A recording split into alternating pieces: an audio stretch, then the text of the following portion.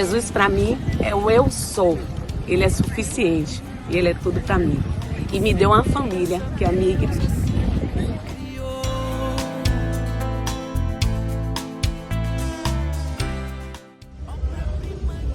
Jesus para mim é maravilhoso. É um pai que eu não tenho palavras para discernir o que ele tem feito, o que ele é na minha vida. Ele é muito bom. Ele cuida de tudo nas nossas vidas. Ficar sem ele é impossível, porque eu amo demais meu Senhor. E devo muito, tudo eu devo a ele, porque ele me trouxe para ele, para a igreja, onde eu sou cada dia edificada. Eu amo demais, tanto ele como a igreja, a minha família que Deus restaurou, que Deus trouxe também para o reino. Eu amo esse Jesus, amo mesmo. A ti, Senhor, Ele me amou primeiro, sou amado dele, antes da fundação do mundo. Alô, boa tarde para vocês e bem-vindos a mais um programa Ele me amou primeiro. E hoje eu gostaria de falar com vocês sobre um tema muito importante, né? Como se diz, estamos no Setembro Amarelo, a conscientização aí para ajudar pessoas que possam ser possíveis pessoas com tendências suicidas e como identificar isso também. Quanto vale uma vida? Precisamos, nós como servos de Deus, estar atentos para essa realidade e para a intensificação. Pessoas às vezes próximas dando sinais e como podemos ajudar isso. Que possamos estar mais atentas, que possamos estar mais sensíveis à realidade daquilo que tem acontecido muitas vezes perto de nós e muitas vezes nós temos condições de ajudar essas pessoas a se aliviarem e a receberem um acolhimento necessário para que possam se tornarem livres desse sentimento que os atormentam, né? Eu não sei se você já conhece ou conheceu alguém que veio a se suicidar ou que teve pensamentos suicidas, como a mente da pessoa se fecha para uma realidade e ela só consegue enxergar a sua dor, os seus problemas, as suas lutas e acaba se tornando aí um potencial para tirar a sua vida. Então, é um assunto sério, é um assunto delicado e precisamos falar disso. É um momento, na minha opinião, da igreja se posicionar, né? Então, vamos ouvir agora, receber minhas queridas, que Deus nos abençoe e escuta esse conselho. Quanto vale uma vida? Quanto vale uma vida para o nosso amado Deus, que nos fez, a cada um de forma tão especial e tão preciosa? No Salmo 139, diz assim: pois tu formaste o meu interior, tu me teceste no seio de minha mãe. Graças te dou, visto que por modo assombrosamente maravilhoso me formaste. As tuas obras são admiráveis e a minha alma o sabe muito bem. Os meus ossos não te foram encobertos, quando no oculto fui formado e entretecido como nas profundezas da terra. Os teus olhos me viram a substância ainda informe, e no teu livro foram escritos todos os meus dias, cada um deles escrito e determinado, quando nenhum deles havia ainda. O Salmo 139 nos descreve o cuidado da criação de Deus, o zelo, quando nem um dia havia, quando ainda éramos um ser sem forma, vazios, numa terra vazia, e Deus nos fez ali de forma sobrenatural, com tanto amor. Nos fez para adorá-lo, nos fez para glorificar a Deus. Que preciosidade a vida que Deus nos deu. E lá no início, em Êxodo, Deus estabelece as regras para essa vida que Ele nos deu. E um dos mandamentos muito claros é: não matarás. Não matarás, porque Ele sabia que nós poderíamos ter desejo de matarmos a vida que havia dentro de nós, muitas vezes ainda sem forma, e também de tirarmos a própria vida. Como a Bíblia é o livro mais honesto que existe, é um livro que conta as fraquezas e conta as vitórias e conta tantas coisas impressionantes sobre o homem, sem nenhuma preocupação de esconder, há vários casos de suicídio na Bíblia. E eu gostaria de referir com vocês que isso não é uma coisa nova. Abimeleque foi ferido mortalmente por uma pedra de moinho lançada contra ele por uma mulher. Como isso seria uma vergonha muito grande, ele pediu ao seu escudeiro que o matasse, completasse, para que não dissessem que ele teria sido morto por uma mulher. Isso está em Juízes 9, 5, 4. Depois Saul, depois de gravemente ferido numa batalha, tirou a própria vida. Depois, vendo o que o rei fizera, seu escudeiro jogou-se também sobre sua espada e morreu com ele. Isso em 1 Samuel 31 conta essa história. São histórias tristes. Decidiram o que fazer com sua vida, porque talvez os inimigos, quando chegassem, os torturassem de uma forma muito pior. Também Aitofel, um dos conselheiros de Absalão, enforcou-se depois de saber que o rei rejeitara seu conselho. O desprezo, o medo da falta de apoio, isso gera uma dor muito profunda. E talvez o caso mais famoso foi do Judas, que ficou tão desorientado emocionalmente depois de ter traído o próprio Jesus, com quem ele andou tantos anos e a quem ele teve uma relação de intimidade, que ele não suportou. E ele foi e enforcou-se. E há uma tentativa também relatada do carcereiro de Filipos, depois do terremoto, onde ele pensou que Paulo e os prisioneiros tivessem fugido, ele também pensa em se matar, mas Paulo convence a não fazer. Então, a gente percebe que suicídio não é uma coisa nova, mas é assustador como isso tem aumentado ultimamente. Eu tenho uma colega do Pilates que tentou se matar, eu sei da filha de uma amiga, eu sei do esposo de uma outra, a gente começa a ouvir cada vez mais histórias sobre isso.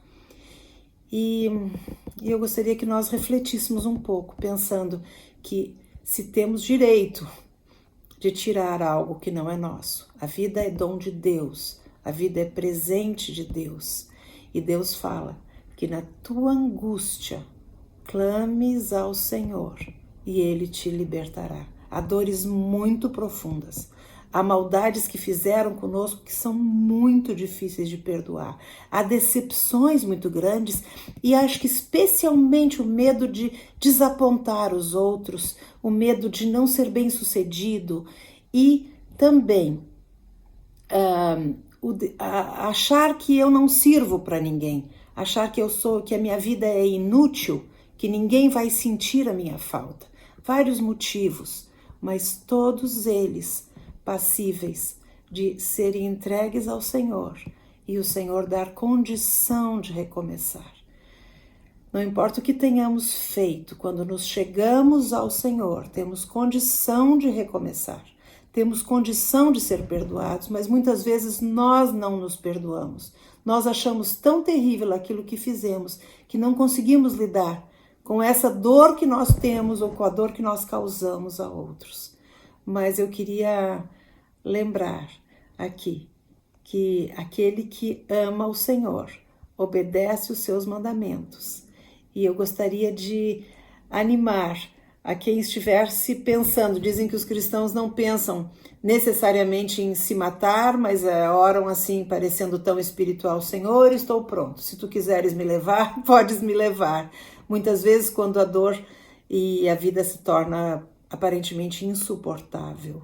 Mas como a referência é nosso Jesus. Como ele disse, eu sou o caminho, a verdade e a vida. Então, Jesus suportou a cruz. Por amor a nós, nós podemos. Nós estamos com ele e ele morreu e ele ressuscitou para nos mostrar que há esperança, que nós possamos ser pessoas que possamos dar esperanças. A quantidade de jovens que têm tirado sua vida ou tentado, jovens que têm se mutilado, que têm feito atrocidades contra o seu próprio corpo. Jesus é a resposta, qualquer que seja a pergunta. Jesus é o caminho. Não importa a trilha que você andou até hoje, Jesus é o caminho, não é um caminho, é o. Jesus é a verdade, não há várias verdades. Não há jeito de conciliar uma metade de uma mentira com uma verdade. Não, só existe a verdade. E Jesus é a vida. E Jesus disse, eu vim para que vocês tenham vida, e vida em abundância. Eu gostaria de animar, se você está em situações tão difíceis que chega a pensar em tirar a sua própria vida, lembre que há um Deus que te ama, há um Deus que quer te deixar recomeçar sempre. E também, se você tem uma vidinha dentro de você, lembre-se que isso é um presente de Deus. Não importam as circunstâncias, por mais tristes que sejam. Uma criança é uma promessa de vida, de renovo, de esperança. Quantas pessoas que eu já conheci que porque engravidaram, às vezes achando que foi fora de hora, não foi do jeito que gostariam, e que por causa desses filhos tiveram uma vida mudada, tiveram um motivo para fazer a coisa certa, para continuar. E, enfim, que Deus abençoe, que a gente possa lembrar que em Jesus tudo é possível.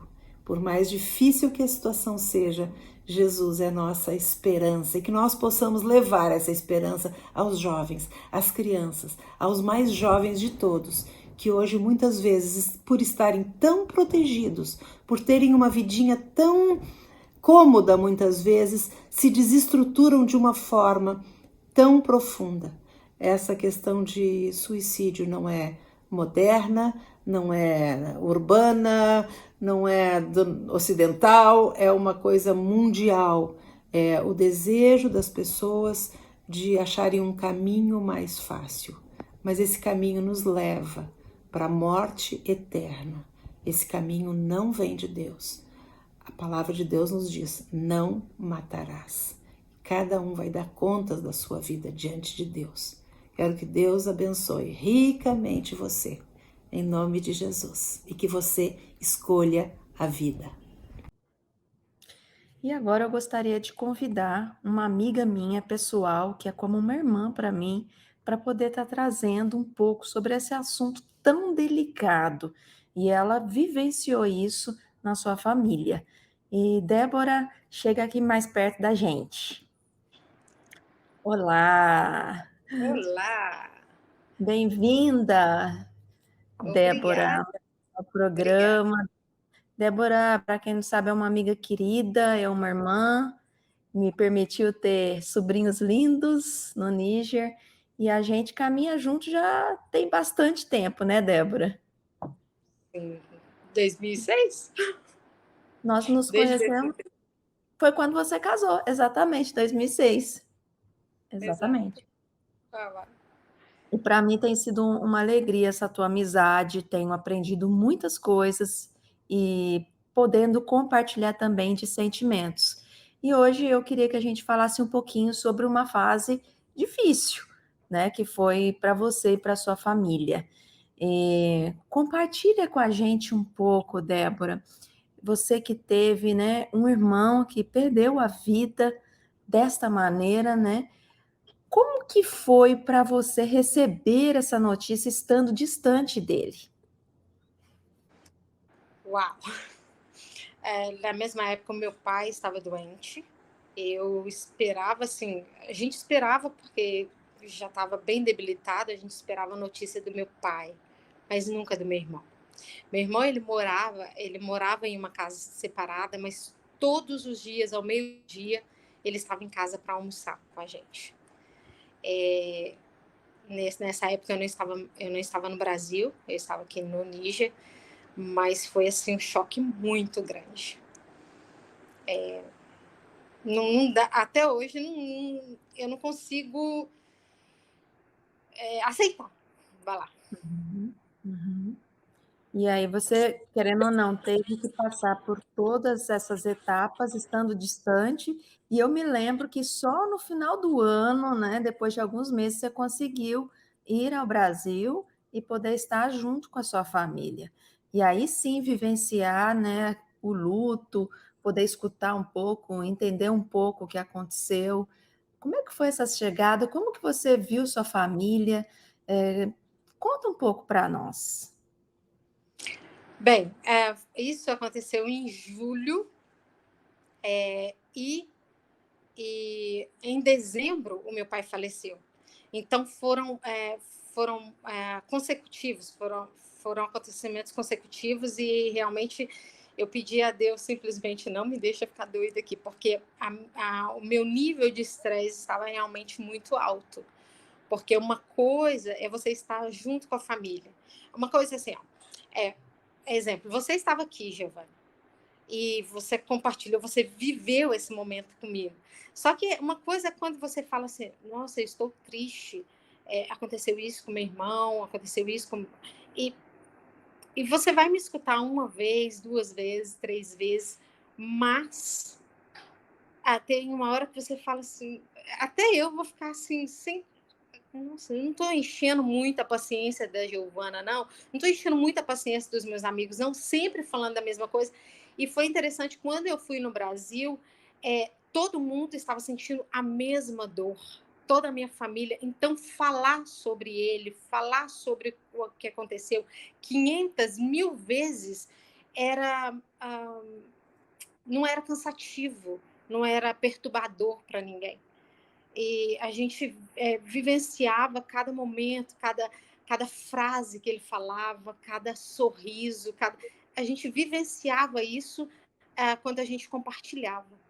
Então, assim, foi doloroso a chegada de saber, uau, cheguei onde ele está, porque eu não vi, eu não acompanhei o sepultamento, então foi bem doloroso, mas foi muito reconfortante estar em família e poder viver agora essa situação em família, mesmo tendo passado quase 6 meses. ah, Todo mundo ainda estava falando da mesma coisa, sentindo a mesma coisa, e mesmo hoje, quando a gente lembra dele, é assim, reconfortante falar. Viver, né, as etapas aí do luto são importantes, né, Débora, para poder fechar esse ciclo também na vida de vocês, né? E eu não sei se você pode ou não, ou quer ou não falar conosco, porque eu sei que ele fez uma carta, né? E essa carta, querendo ou não, ao mesmo tempo que traz perguntas, traz respostas também, né? Como que foi, né, para a família receber essa notícia e ler essa carta, ter acesso a essas informações? Na realidade, como eu te falei, ele almoçava todos os dias com a gente. Ele transmitia muita alegria, era uma pessoa muito alegre, era uma pessoa que falava, muito aberta até certo ponto. Mas a gente nunca pensou que ele estava sofrendo, que ele estava passando por um momento muito difícil na vida dele e que ele poderia chegar a fazer tal coisa. A minha família é uma família muito humilde, né? E a gente cresceu assim, não é igual hoje, vamos procurar um psicólogo, vamos procurar um psiquiatra. Não, você tem um problema? Vem cá que a gente vai te ajudar. Mas ele, por certo, ele pensou que o problema dele não poderia ser ter uma ajuda. Acho que ele teve medo da rejeição, ou medo de ser muito... se colássemos muito a ele e tirássemos a privacidade dele. E todos os amigos dele, amigos de verdade, né, que se aproximava da família, ele cortava a relação com essas pessoas, porque ele não queria que nós soubéssemos da dor dele. E quando aconteceu, ele deixou uma carta dizendo: não quero que ninguém me culpe e eu não culpo ninguém. Na realidade, ele não queria ser mal visto, ele não queria ser julgado pela decisão que ele estava fazendo, porque, na realidade, ele nos privou da presença dele. E é assim, é, é algo assim, há um ciclo a fechar, mas há um vazio que fica para sempre. É uma Às dor que a vezes, gente busca ressignificar, né? A gente busca, às vezes, aí respostas ou trazer memórias boas para poder acalentar essa dor, mas ela fica, né, Débora? sim, há um vazio, a gente sabe, tem esse espaço, e fica aquela pergunta: por que ele não deixou que soubéssemos? Talvez, se ele tivesse aberto, talvez poderíamos acrescentar algo. Talvez, sempre fica aquele negócio, talvez. Eu me lembro que dias antes, não muitos dias antes, eu estava trabalhando no computador com uma amiga e ela estava mexendo com questões muito sensíveis de banco no meu computador. E ele me chamou dizendo: Débora, eu gostaria de falar com você. E eu disse: espera só um minutinho e que eu já falo contigo. Porque a minha amiga iria terminar o que ela estava fazendo. E ele disse: não dá, eu estou entrando para a aula, depois nós nos falamos. E o depois, eu não posso dizer que ele iria me falar algo sobre o que ele estava pensando em fazer, não posso dizer isso, mas fica sempre aquela pergunta: o que ele queria me falar? Entende? O que? Se eu tivesse falado com ele, poderia ter mudado alguma coisa? Olha, minha amiga, eu me lembro acompanhando você de perto, né? Como irmã, como amiga. Foi uma época realmente muito dolorosa e muito difícil na sua história, né?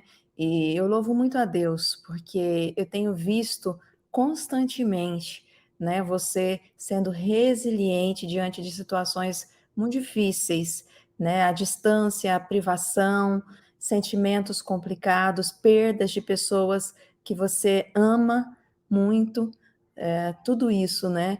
E assim fica o abraço e o consolo do Senhor sobre a tua vida.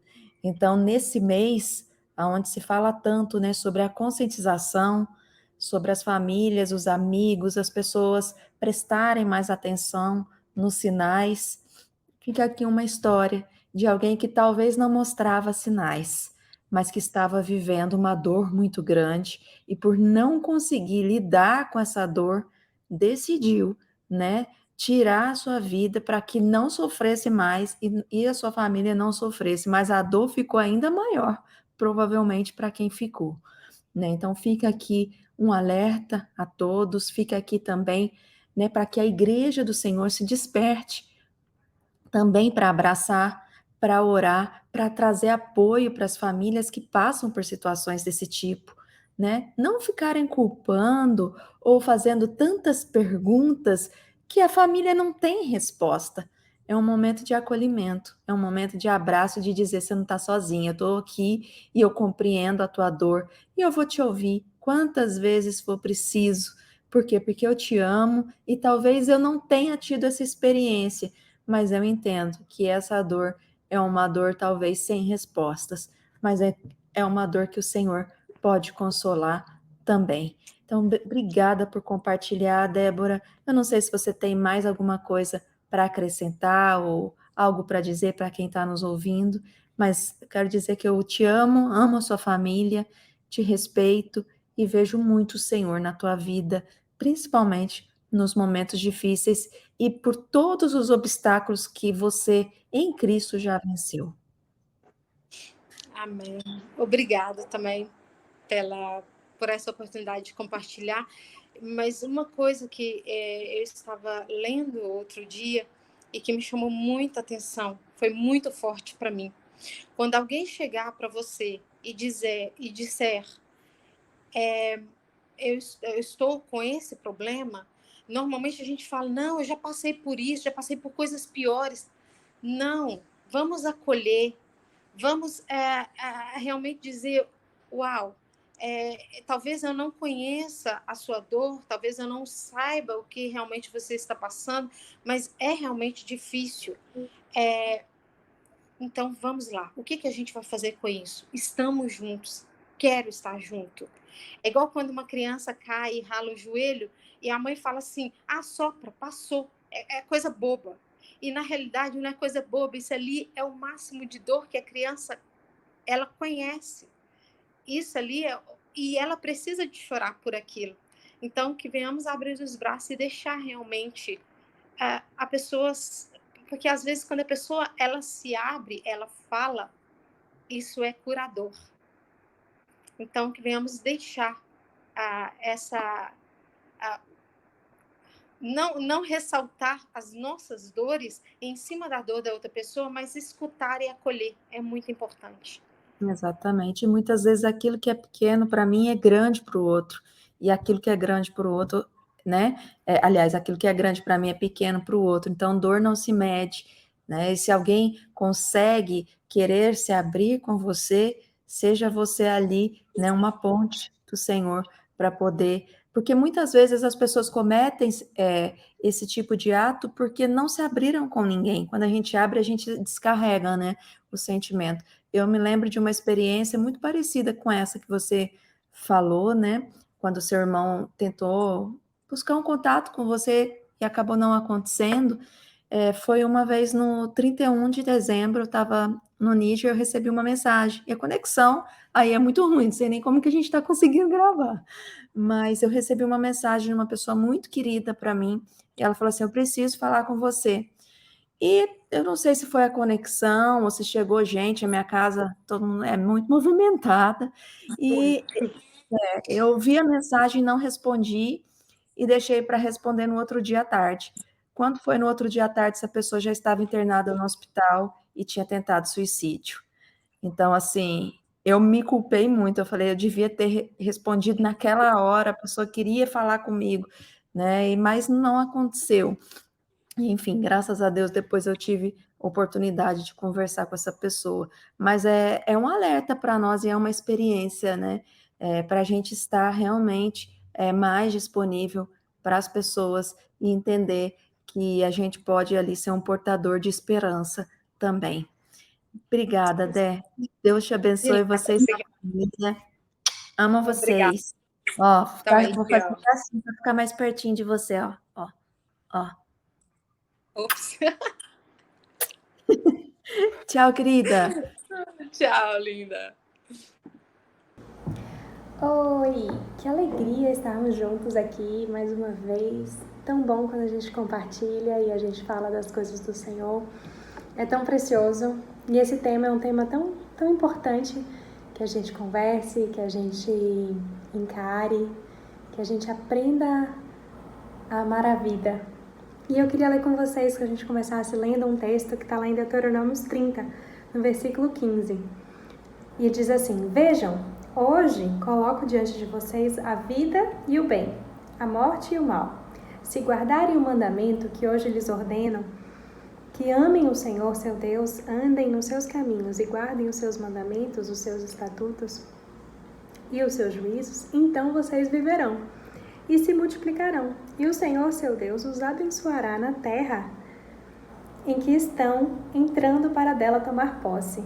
Mas, se o coração de vocês se desviar e não quiserem ouvir, mas forem seduzidos, se inclinarem diante de outros deuses e os servirem, então hoje lhes declaro que certamente perecerão. Não permanecerão muito tempo na terra da qual, passando o Jordão, vocês vão entrar para dela tomar posse.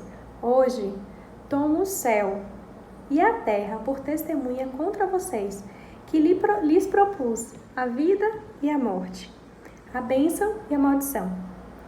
Escolham, pois, a vida, para que vivam, vocês e os seus descendentes, amando o Senhor, seu Deus, dando ouvidos à sua voz e apegando-se a Ele, pois disso depende a vida e a longevidade de vocês. Escolham a vida para que habitem na terra, que que o Senhor, sobre juramento, prometeu dar aos pais de vocês, Abraão, Isaque e Jacó. Esse é um texto que para mim é muito precioso, né? É um texto que Deus fala muito comigo. E esse texto Deus me deu alguns anos atrás, depois que eu tive o câncer de tireoide, e Deus tinha me dito que esse câncer não era para a morte, era para a vida. E foi o momento em que Deus restaurou a vida dele em mim, restaurou muitas coisas na minha vida. E nesse momento foi muito forte para mim, porque eu vi Deus me dando uma oportunidade, né? Ele disse que não era para a morte, mas aí Ele me faz uma escolha, Ele me faz uma proposta, eu tenho que escolher algo. E Ele diz: escolhe, pois, a vida, para que vivas você e a sua descendência, né? E foi muito precioso, foi muito forte para mim. Eu decidi, eu escolhi a vida, né? Eu escolhi seguir os caminhos do Senhor e permanecer no Senhor todos os dias, né? O Senhor trouxe ordem à minha casa, o Senhor trouxe ordem aos meus pensamentos, às minhas emoções, às minhas ansiedades. E eu vi o Senhor me dando uma nova chance de recomeçar com Ele. E essa nova chance o Senhor me dá todos os dias. Quando as misericórdias dele se renovam sobre a minha vida, Ele me dá essa oportunidade. Que privilégio, que oportunidade incrível poder recomeçar com o Senhor, poder dizer para Ele: Pai, eu errei, Pai, eu tô cansada, Pai, eu tô sobrecarregada, renova em mim, tem misericórdia de mim, eu escolho a vida. E quando a gente estava conversando e pensando sobre esse tema que a gente está tratando hoje, o Senhor me lembrou, né, quando eu estava grávida da minha bebezinha que faleceu, da Maria, e eu lembro que eu pedi oração para o meu irmão. Eu estava indo para o hospital porque eu estava me sentindo mal, eu estava com a sensação de que não tinha acontecido, né, que alguma coisa tinha acontecido com o bebê. E ele me fez uma pergunta muito simples. Ele me olhou para mim e disse assim: o que você quer? E aí, assim, na hora a gente para e pensa assim, né? Eu sabia que eu estava grávida de uma bebê muito doente, mas eu queria a vida, né? E nesse momento eu falei para ele: eu quero a vida. Mesmo que venha a morte, né? Como veio a morte, o Senhor levou ela para viver a vida eterna com Ele. Mas naquele momento, para mim, aqui nessa terra, veio a morte dela. Mas no meu coração eu queria a vida. Eu não queria tirar aquele bebê que estava com má formação. Eu queria mesmo que tivesse que viver uma vida muito dolorida, de desafios, de lutas, com uma bebezinha com uma necessidade especial. Eu escolhia a vida do que a morte. Eu sei que é algo muito difícil, é algo muito desafiador, e essa é uma experiência muito pessoal, muito íntima. Mas, novamente, o Senhor me fala: escolhe, pois, a vida, para que vivam vocês e os seus descendentes. Mas não é escolher a vida para viver de qualquer forma. Amando a Deus, o seu Senhor, amando o Senhor, seu Deus, dando ouvido à sua voz e apegando-se a Ele. Pois disso depende a vida e a longevidade. E agora a gente está no século da longevidade, que fazem tudo para poder viver mais tempo. E o Senhor diz: você quer viver mais anos, né? Honra os seus pais, obedece a Deus, né? Ora por as suas autoridades, porque você vai ter tempo de paz, né? Então, escolham a vida para que habitem na terra que o Senhor prometeu. Então, é o que eu gostaria de compartilhar com vocês hoje, né? E ao mesmo tempo animar cada um. Nós fazemos escolhas diárias e constantes, né? Se você está num momento muito difícil e você tem se questionado se a vida vale a pena, eu te digo que sim, ela vale a pena, mas não pela vida em si, não pela vida em si mesma, mas porque há uma esperança, e a nossa rica e doce esperança é Jesus. Não há outra explicação que não seja a vida com Cristo, e por isso que vale tanto a pena. Então, e se você está passando por essa situação, você tem alguém da sua família, né, que está passando por essa situação, que está lutando, que, enfim, até já fez tentativas, né, de tirar a própria vida, clame para que essa pessoa escolha a vida. E Jesus, Ele é a vida. Jesus é o caminho, a verdade e a vida. Jesus é o pão da vida. Jesus é a própria vida em nós. Então, quando a gente escolhe a vida, a gente está escolhendo Jesus e a gente está escolhendo seguir os seus caminhos. E seja qual for a sua história, você não está sozinho. Eu tenho certeza que tem alguém que você pode conversar, que você pode chorar, que você pode rasgar os seus pensamentos.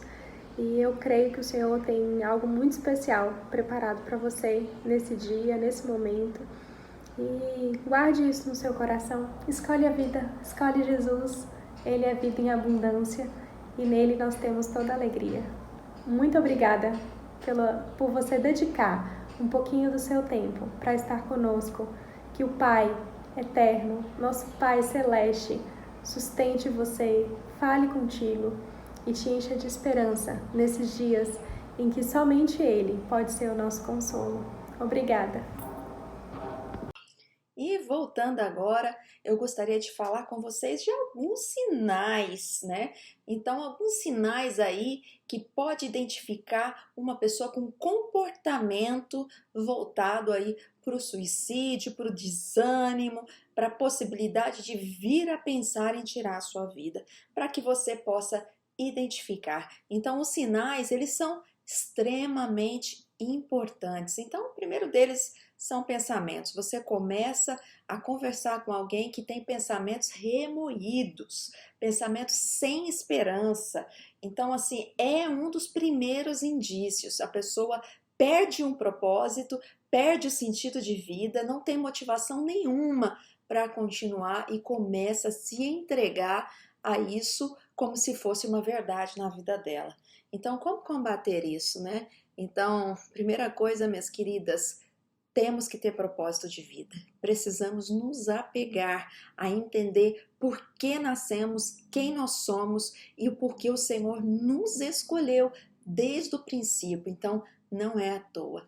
Um segundo, posso dizer aí, comportamento que nos leva a pensar, talvez seja a ansiedade exagerada, a irritabilidade exagerada, um sentimento de vingança, sabe? Pessoas que se sentiram muito traídas ou muito ridicularizadas ou expostas, elas podem ter uma mudança, né, extrema de humor. Eu não estou dizendo que a ansiedade, ou a irritabilidade, ou a raiva, ou só um sentimento ali de vingança pode levar alguém a suicidar, mas isso intensificado, né, e estimulado por outras coisas pode sim levar a uma pessoa a ter pensamentos suicidas. Então, alguém que está aí, que mudou bruscamente, né, de comportamento, de humor, já é um sinal, talvez, para você se aproximar, trazer um acolhimento, trazer uma oração, uma palavra, estar amigo,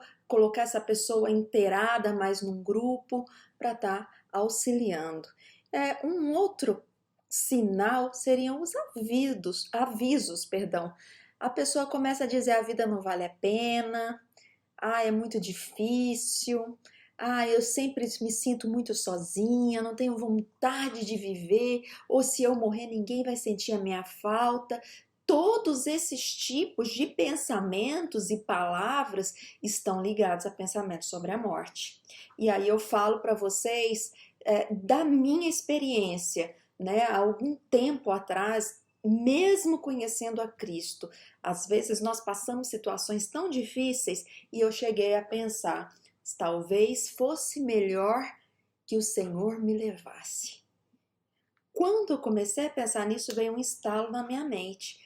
É um pensamento que pode me levar a pensamentos suicidas e eu não posso permitir isso, né? Então eu estava amparada aí, né, por conhecimento nessa área e isso me ajudou a sair. Então é necessário que a gente identifique essas coisas, tá? Então assim, o tipo de sentimento e a exposição desse sentimento, a verbalização, olha, não é só para chamar atenção.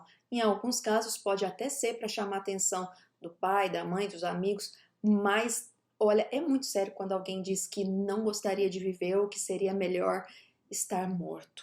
E a gente vê também, né, na palavra de Deus, ali Davi vivendo várias situações e ele se coloca como diante de uma cova, né? Então assim, tamanha era a dor que ele estava sentindo e a gente pode até dizer aí uma possível depressão naquele momento, mas ele buscava no Senhor o seu auxílio. Então se você está vivendo sentimentos desse tipo, busque no Senhor o auxílio, tá? Então, uma outra coisa também, né, que pode estar ligado aí a esse sentimento e até mesmo a chegar a pessoa a praticar o suicídio, é o sentimento que a pessoa está no fundo do poço. Então, a pessoa se sente muito mal e aí, do dia para a noite, ela quer mostrar para os outros que ela está muito feliz. E aí ela se frustra mais ainda e acaba, talvez, cometendo um ato terrível desse, né?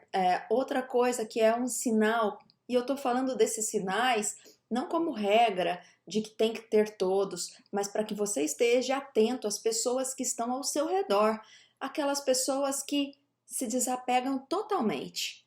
Então, uma pessoa que começa ali a abandonar os seus queridos, né, os seus familiares, as pessoas, a doar aquilo que ela mais gosta, é como se ela estivesse se preparando para poder ir embora. Então fique atento a pessoas que se desapegam exageradamente de coisas sentimentais do dia para a noite. Tem alguma coisa acontecendo emocionalmente com essa pessoa e nós podemos, como irmãos e como ser humano, e devemos ajudar, tá? Então, assim, são várias sinais, né? Vários sinais que as pessoas dão, né? A mudança de rotina, né? A pessoa que sempre gostou de uma coisa, do dia para a noite não gosta de mais nada, não quer mais ver ninguém, começa a se trancar, começa a ver somente o lado ruim, né, da vida, nada tem valor, nada tem sentido. Então, preste muita atenção nesse tipo de sinal. Então, que o Senhor nos ajude a ajudar ao próximo e que a gente pegue a palavra de Deus, né, ali em momentos que a gente vê Davi expondo a sua dor e ele buscando no Senhor e sabendo que do Senhor vinha a resposta. Então, independente das lutas que você esteja vivendo, saiba que se o Senhor permitiu que você estivesse passando por essa situação, Ele mesmo pode te fortalecer. Busque nele, não alimente a sua dor. E que a gente, como cristão, nós possamos, em nome do Senhor Jesus, ter a sensibilidade e a empatia, parar de julgar o tempo todo as pessoas, mas ter uma empatia, se colocar no lugar, aprender a ouvir, aprender a abraçar, aprender a orar e a chorar com os que choram, não incentivando a dor, mas mostrando que você não está sozinho. Que o Senhor nos abençoe e que a gente possa sim prestar muita atenção naquilo que está acontecendo.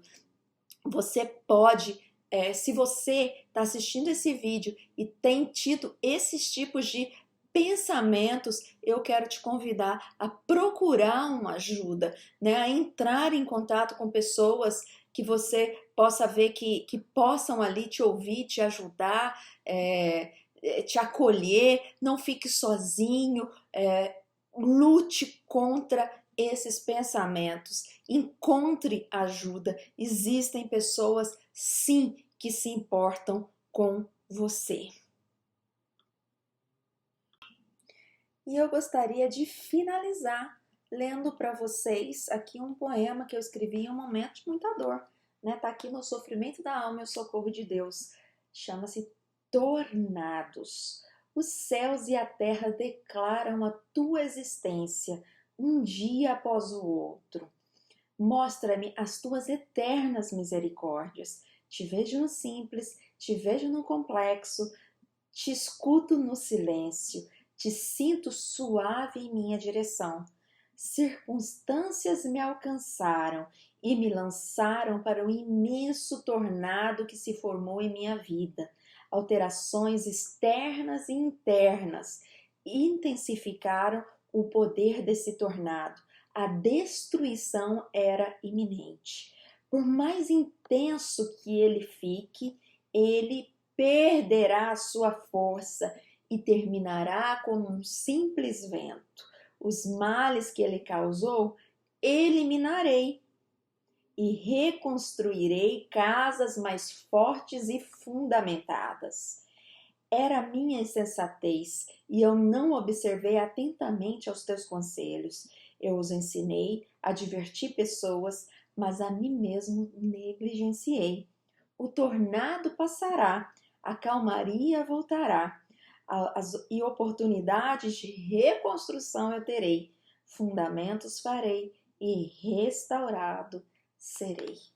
Que seja uma palavra na tua vida, vinda da parte do Senhor, de que a calmaria voltará, de que oportunidades de reconstruir a tua vida, né, você vai ter, que fundamentos e alicerces ligados a princípios estabelecidos por Deus guiarão a tua vida e que você será restaurado e restaurada em todas as áreas, porque o Senhor, Ele é Pai e Ele está pronto a nos ajudar nos momentos de dor. Apocalipse 21, 3 e 4. Ouvi uma forte voz que vinha do trono e dizia: agora o tabernáculo de Deus está com os homens, com os quais ele viverá. Eles serão o seu povo, os seus povos, e o próprio Deus estará com eles e será o seu Deus. Ele enxugará dos seus olhos toda lágrima. Não haverá mais morte, nem tristeza, nem choro, nem dor, pois a antiga ordem já passou. Aquele que é poderoso para estar conosco e nos enviar o Consolador é o mesmo que prometeu uma vida eterna sem sofrimento. A ti, Senhor, eu entrego todo o meu ser, eu deposito diante de ti as minhas angústias e creio que o Senhor me ajudará e que o teu Espírito Santo me consolará. Muito obrigada por participar conosco, por assistir esse programa, e eu gostaria de te convidar, envie no grupo de família, envie nos grupos também aí de amigos do bairro, porque às vezes essas pessoas estão mais perto do que podemos imaginar. Que Deus nos abençoe em nome de Jesus, e não se esqueça que Ele te ama, Ele te escolheu e eu o amo porque Ele me amou primeiro. Eu amo Jesus porque Ele é o meu primeiro.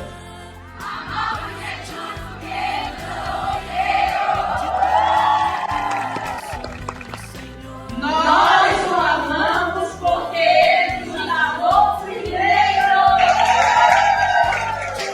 Somos filhos de Deus porque Ele nos amou primeiro.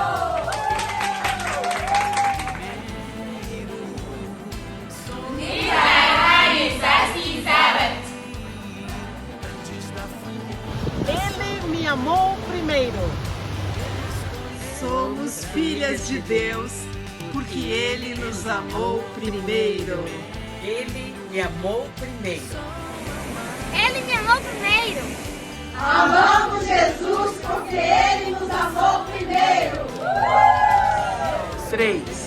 Nós amamos porque Ele nos amou primeiro. Sou amado dele antes da fundação do mundo. Me escolheu pra ele. Ele me amou primeiro.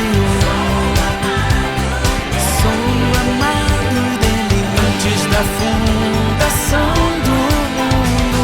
Me escolheu pra ele antes da fundação do mundo. Me escolheu pra ele.